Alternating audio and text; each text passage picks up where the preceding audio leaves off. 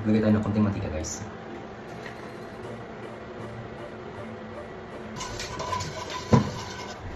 Ngayon naman magigisa tayo ng mga sangkap. Uunahin natin ito guys yung luya.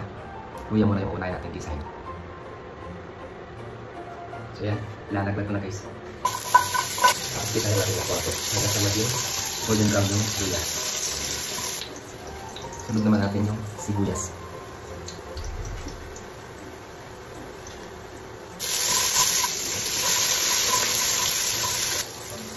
Sunod naman natin yung bawang. Last guys, yung kamatis.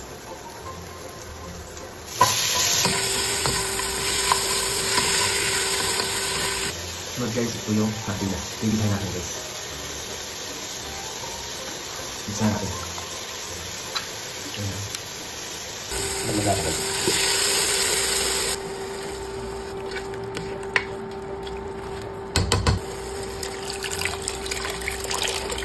Isa pa lang natin lang kung siya kumulo. Kumulo na yung sabaw guys, kaya ilalagay ko na ito sa tangan. Ito yung gagamitin ko guys sa tangan.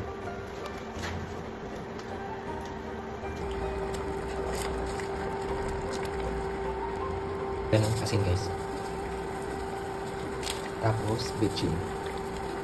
Magic sarap. Tapos black pepper powder.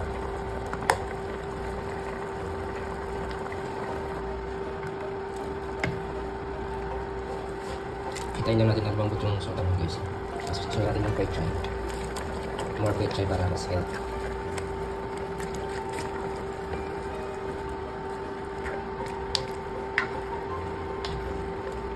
Natin na siya ikumulog. Buksan natin. Perfect na to. Sarap. Yan, pwede na. Pwede na. So, tikman na natin. Sakto na ba yung lasa? Tikman natin guys kung sakto na ba yung lasa. Perfect.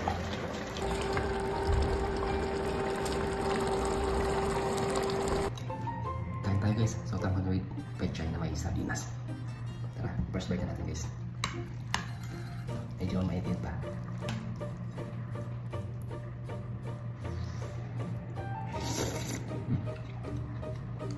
Sarap.